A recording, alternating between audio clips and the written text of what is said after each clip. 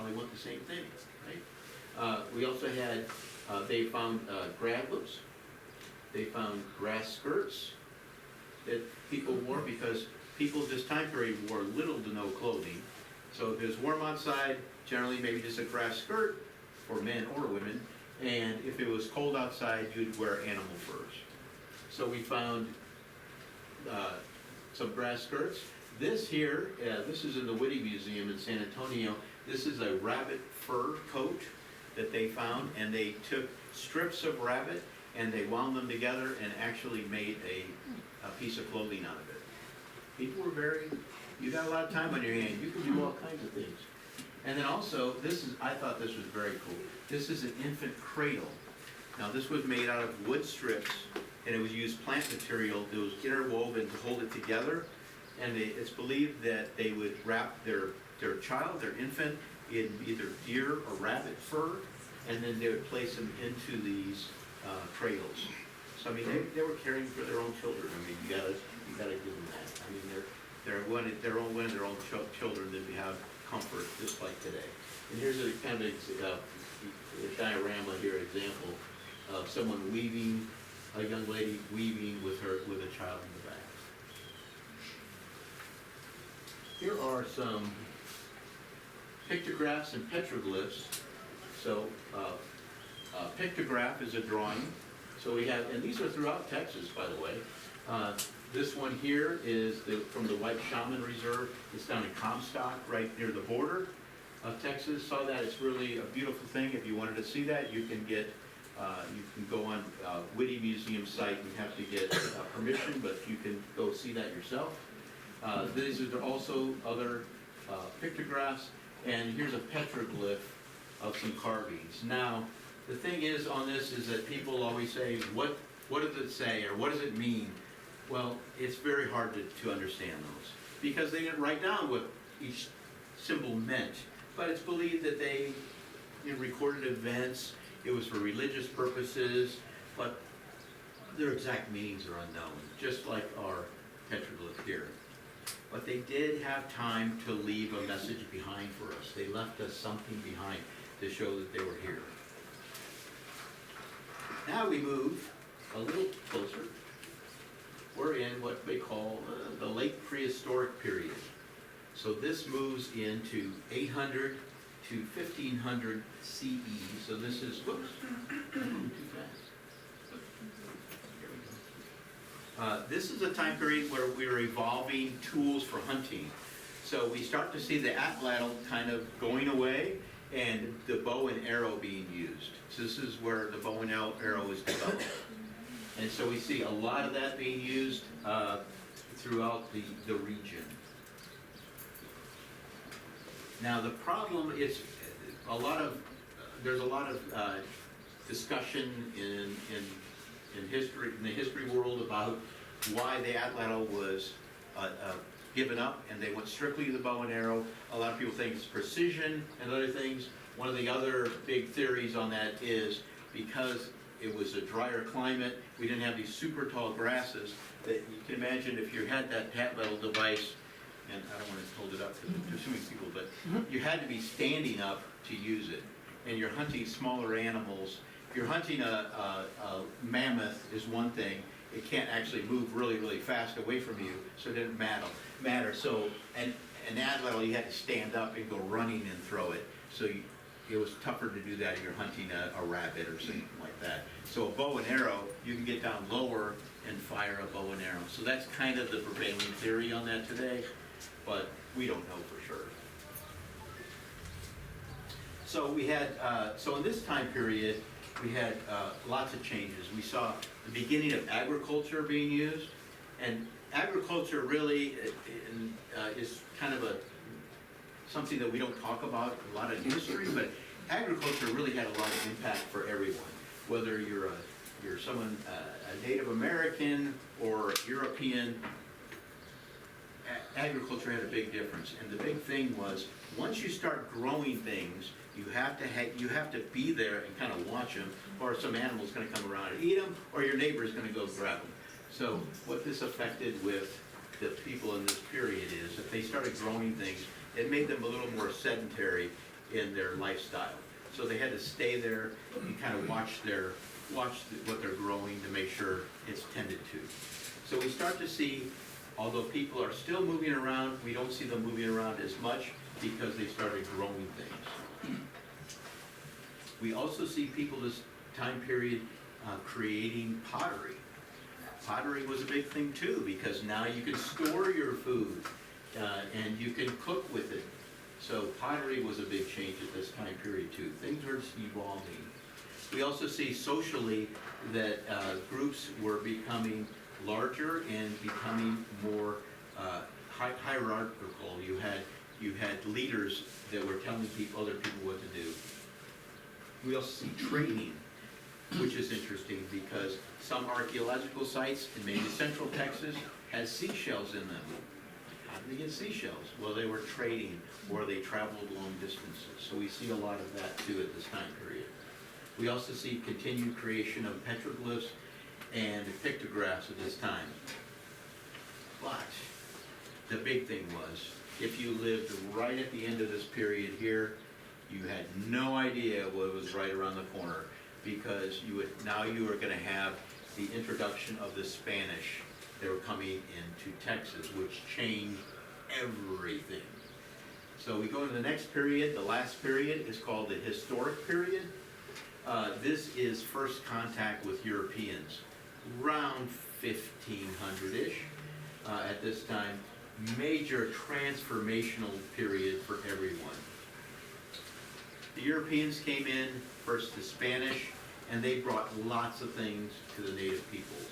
They brought horses, because before that, horses had been extinct for thousands of years. They brought horses. No one even knew what a horse was. Before that, you were walking on foot. Now you can travel at high speed on a horse. Game changer.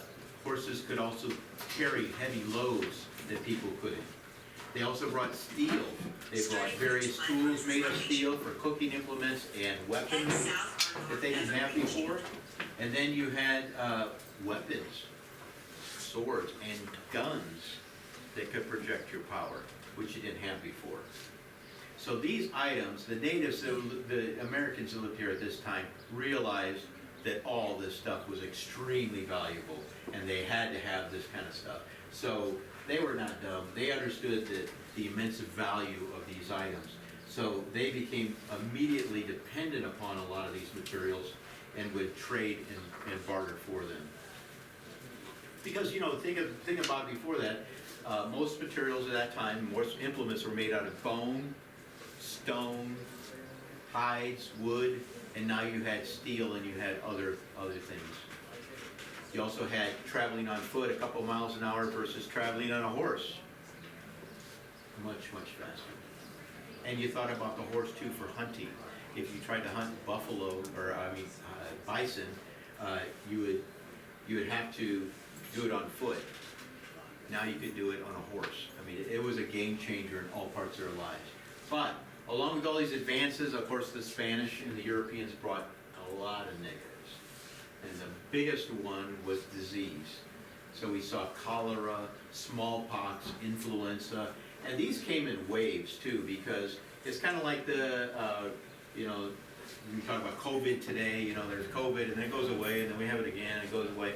It was the same type of thing back then, where we had waves of these diseases going through the indigenous population and killing off a lot of people, because the population at that time didn't understand how to prevent it. They didn't understand quarantining or any of the type of things. Needless to say, it is believed between 1500 and 1900, 90% of the indigenous population died. 90%. So this was an extreme negative. But nevertheless, at the beginning of the historical period, descendants of the indigenous population, they were called the Tanaquas. They lived in Real County and throughout central Texas.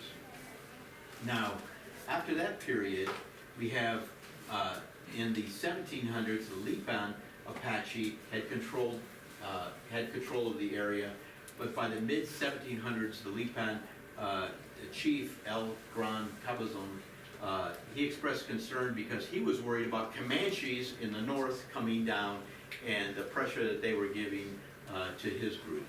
So they pushed the Spanish to build a mission near Camp Wood, and the idea was that they were going to go live there or they would get protection from the Spanish at that time. That site we called San Lorenzo de la Santa Cruz. And although the Lipan settled in that site for a while, that lifestyle really wasn't for them. They were nomadic bison hunters, and staying in one spot really wasn't their life. So it really didn't work for them.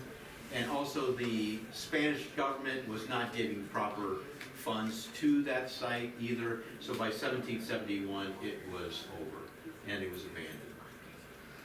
So the Lipan Apache eventually gained control of Upper Nueces Valley, and they took over from the area that the Tanaquas were controlling prior.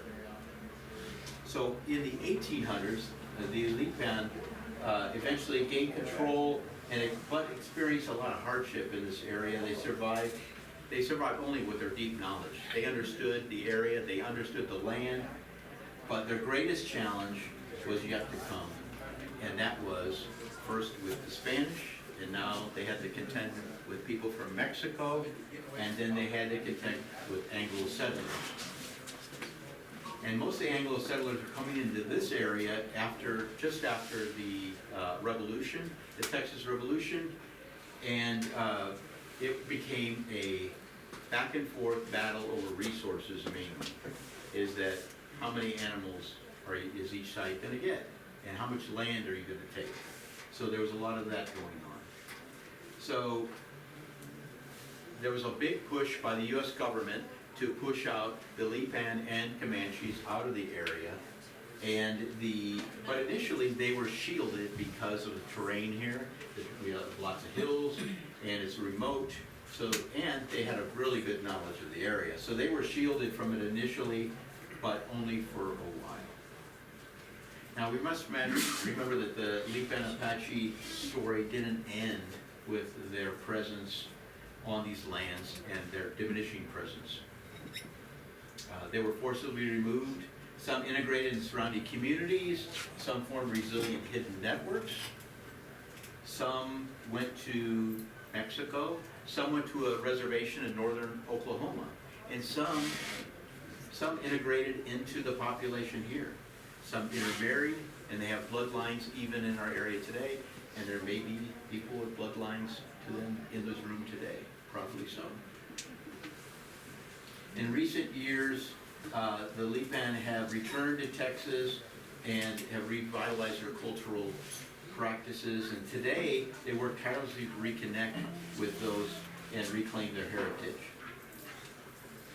So today, Real County holds the place in history, which is kind of unique, and you all should be proud of that. Generations of indigenous peoples lived here, and the Lipan Apache who lived here, John and Nancy Lakey who lived here, and the people that made this their home. Now, we have to recap. So to recap, hopefully you see all that. To recap, this timeline shows habitation from the Ice Age to today, and we know that we had people living here during this entire time period. When we think about John and Lakey Nancy, John and Nancy Lakey, they lived here, they came here 170 years ago. And we think, man, that was a long time ago. But when you look at the history of the area, that's just a tiny sliver. So if we look at it this way, this is the time period that they were here to today. And this is the time period where you had an indigenous population living in this area. So just to let you know, people have been here a long, long time. And we must acknowledge and embrace not only the last 170 years, but all the other years beforehand that kind of reshaped this whole area, this area that